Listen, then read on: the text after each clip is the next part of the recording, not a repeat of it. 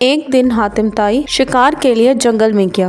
جنگل سرسبز اور گھنا تھا، پرندے چہچہا رہے تھے اور ٹھنڈی ہوا چل رہی تھی۔ حاتم تائی اپنے گھوڑے پر سوار تھا اور اپنے ساتھیوں کے ساتھ شکار کی تلاش میں تھا۔ سویرا چینل کی ایک اور ویڈیو میں خوش آمدید۔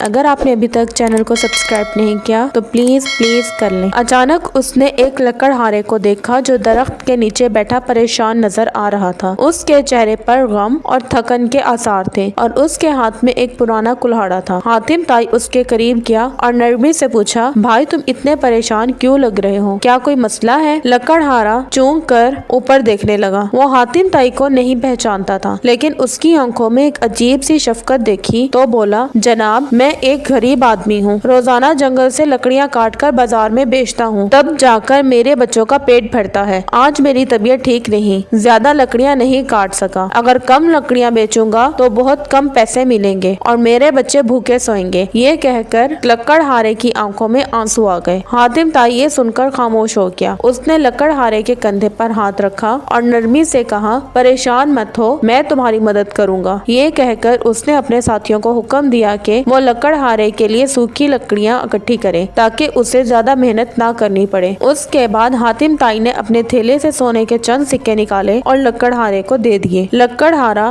حیران ہو کر بولا، جناب میں یہ کیسے لے سکتا ہوں؟ میں تو بس اپنی محنت سے روزی کماتا ہوں۔ حاتم تائی مسکرا کر بولا، یہ تمہاری محنت ہی کی کمائی ہے۔ تم نے آج کام کرنے کی نیت کی تھی لیکن بیماری کی وجہ سے نہ کر سکے۔ یہ سکے تمہاری ایمانداری اور نیت کا صلہ ہیں، انہیں قبول کر لو اور کچھ دن آرام کرو تاکہ تمہاری صحت ٹھیک ہو جائے۔ لکڑہارا حاتم تائی کی یہ بات سن کر جذباتی ہو گیا۔ اس کی آنکھوں میں آنسو آ گئے، لیکن اس بار یہ خوشی کے آنسو تھے۔ وہ حاتم تائی کے قدموں میں گرنے لگا مگر حاتم تائی نے اسے روکا اور گلے لگا لیا۔ لکڑہارا بولا، آج آپ نے مجھے یہ سکھایا کہ حقیقی سخاوت وہ ہے جس میں کسی کا دل بھی خوش ہو۔ میں وعدہ کرتا ہوں کہ جب بھی مجھ سے کوئی مدد مانگے گا میں آپ کی طرح اس کی مدد کروں گا۔ حاتم تائی مسکرا دیا اور پھر اپنے ساتھیوں کے ساتھ شکار کی طرف روانہ ہو گیا۔ یہ کہانی ہمیں سکھاتی ہے کہ سخاوت صرف دینے کا نام نہیں بلکہ کسی کی عزت نفس کو مجروح کیے بغیر اس کی مدد کرنے کا نام ہے۔ حقیقی سخی وہ ہوتا ہے جو بغیر کسی غرور اور شہرت کی خواہش کے دوسروں کی مدد کرتا ہے۔ اگر آپ کو ویڈیو اچھی لگے تو پلیز میرے چینل کو لائک، شیئر اور سبسکرائب کرنا مت بھولیے گا۔